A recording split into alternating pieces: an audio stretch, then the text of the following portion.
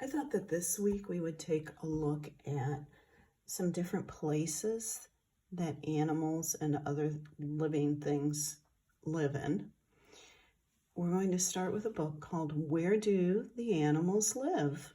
The author is Melvin Berger. Look at the cover of the book and you can get an idea of one place that we might find out about in this book and the animal that lives there. Our table of contents is on the inside of the book. This is a nonfiction book. The first part is going to talk about animal homes. We'll then find out about nature's homes, born with homes, that should be interesting, and living with people. We live in different types of homes, but where do the animals live? Let's think about that before we turn the page. Can you think of 3 places where animals live? Go ahead and name one. How about another one? And a third place. Let's see if any of those are in this book. A rabbit lives in a hole called a burrow. An owl lives in a hole in a tree. Think about that.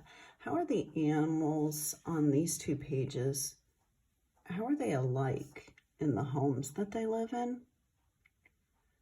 Well, what's different about their homes?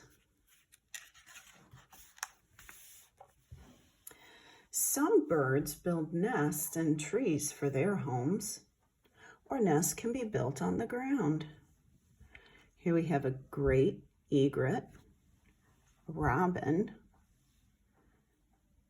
ostrich, and crocodile. So we can find robins living around here.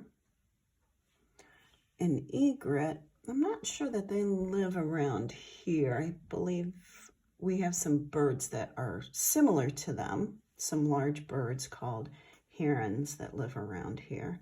We won't find ostriches or crocodiles, but wait a minute. This said some birds. Do you see one on this page that isn't a bird? I think the reason they put the crocodile is because they're showing that crocodiles build nests on the ground like ostriches. Remember last week I read about sea turtles and they build their nest in the ground where they lay their eggs. Many bees live together in a hive, but a spider lives alone in its web.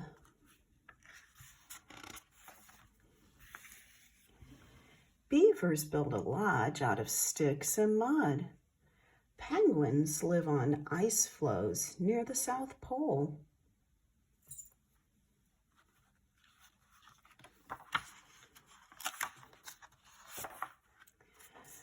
And many different kinds of animals live in the ocean.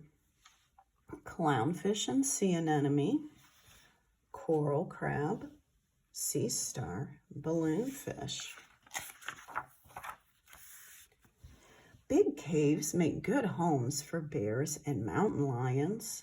There's the brown bear and mountain lions. A small hole is the perfect place for an armadillo or a lizard. This is a 6-banded armadillo and a monitor lizard. Do you remember another animal that we read about already in this book that lives in a hole in the ground? Other animals carry their homes on their backs. Box turtle, pond snail. Mother's pouch is the best home for this baby kangaroo. This is a great kangaroo. Some animals live with us. Do any of you have an animal that lives with you in your home?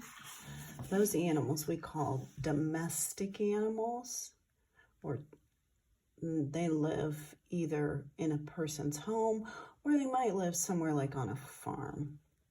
Can you think of any other places that animals live besides these in the book? We're going to look at some of those places later this week.